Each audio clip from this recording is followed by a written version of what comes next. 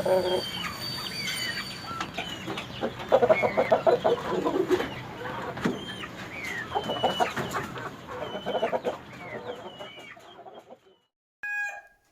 الله الرحمن الرحيم، والصلاة والسلام على مولانا رسول الله. السلام عليكم، مرحبا بكم في قناتي وقناتكم عالم الطيور 24. شكرا لكل المتتبعين والمتتبعات الأوفياء اللي كيشاهدوا القناة ديالنا بصدق، والناس اللي انضمت لنا مرحبا وألف مرحبا، وكنشكركم على التعاليق ديالكم المحفزة، وكذلك على الاتصالات ديالكم اللي تثلج الصدر.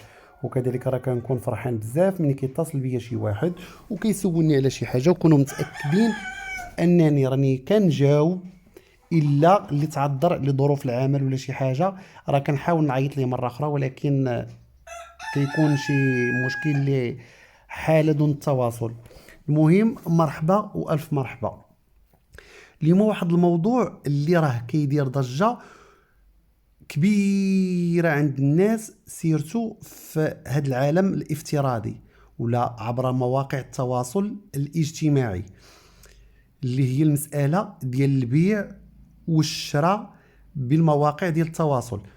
لان حنا كما شفنا كاينين الجروبات بزاف اللي مهتمين بزاف المجالات ديال البيع والشراء. انا غنحاول نهضر على الجروبات اللي مهتمين بالبيع والشراء في الدواجن، في كل ما يخص الدجاج ولا الطيور بصفة عامة، وكذلك الأرانب والمستلزمات ديالهم من أعلاف، أقفاص، شرابات، وكالات إلى غير ذلك، وكذلك البيض إلى غير ذلك مما له علاقة بهذا المجال، يعني الموضوع ديال البيع والشراء والمشاكل اللي كيوقع فيها إما البائع أو المشتري، يعني في هاد الدومين هذا.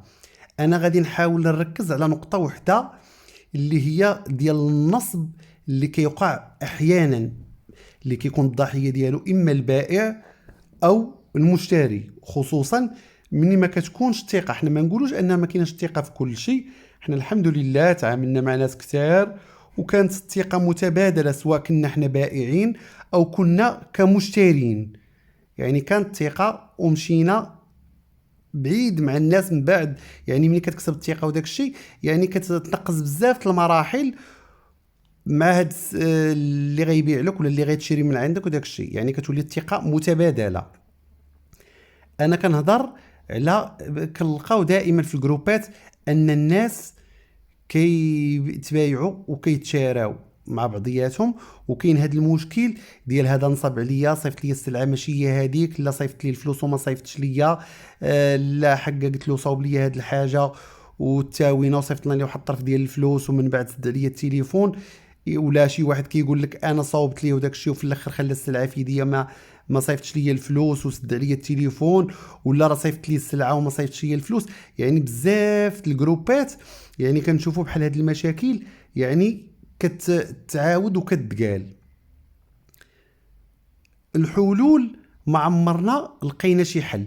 حاجه وحده اللي نوصيكم عليها هو، واللي كنلاحظ ان الحاجه الوحيده اللي كيلقى السيد المتضرر ولا اللي هو مشتكي اشنا هي، هو كيحط مثلا الصور ديال السيد والاسم ديالو والتليفون ديالو وكيبدا يحطو في الجروبات وكيقول على ان هذا السيد راه نصاب. هذه يعني هذه المساله حاولوا تتفادوها لان فيها التشهير، ويقدر هو يتابعكم بتهمه التشهير. يعني هذه الحاجه انا كننصح الاخوان والاخوات انهم يتفادوا التشهير، لان كاينين طرق اخرى باش تاخذ الحق ديالك.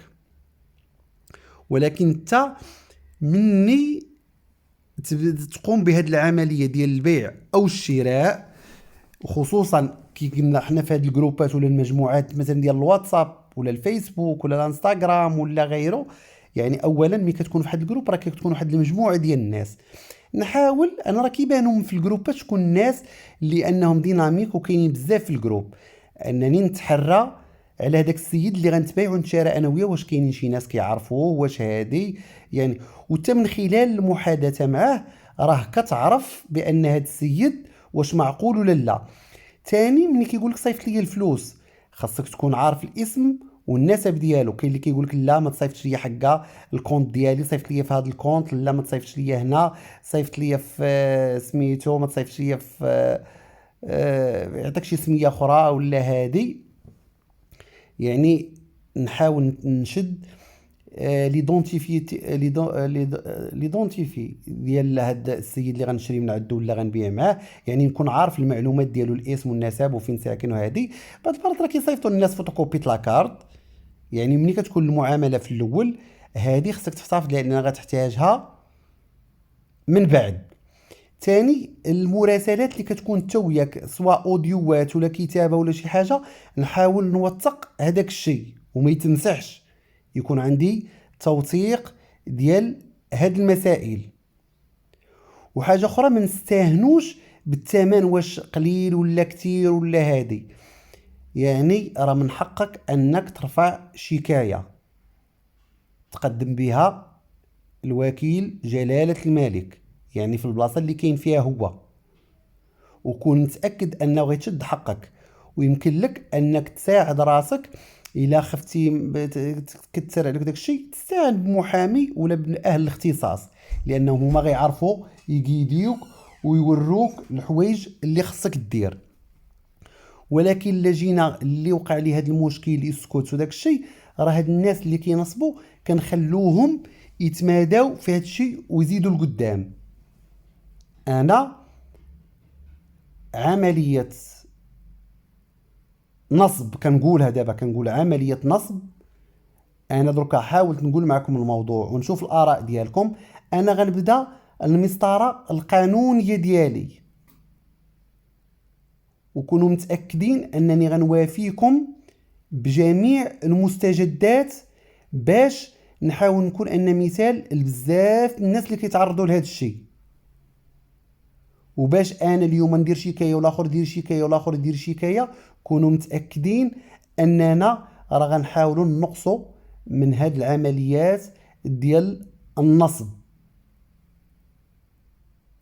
المهم انا راه غنبدا الاجراءات ومن بعد غيكونوا فيديوهات مقبله ان شاء الله. يعني غنقول معكم فين كل شيء وصلت، ولكن انا كننصحكم انكم تفادوا التشهير، ما تشهروش. انا حتى انا ما غيكونش دابا التشهير، واخا السيد وقعت بيني وبينه معامله ديال البيع والشراء على اساس انه يوجد لي شي حاجه، اتفقنا على واحد المبلغ نصيفطوا ليه، واذا به كيتهرب ليا باعذار واهيه، انا دابا غنتاخذ معاه المسلك ديال القضاء. وانا كل ثقه في القضاء النزيه ديالنا، انني غنتبعوا عندنا شرطه علميه اللي كتتبع داك الشيء، وتحيه ليهم من هذا المنبر.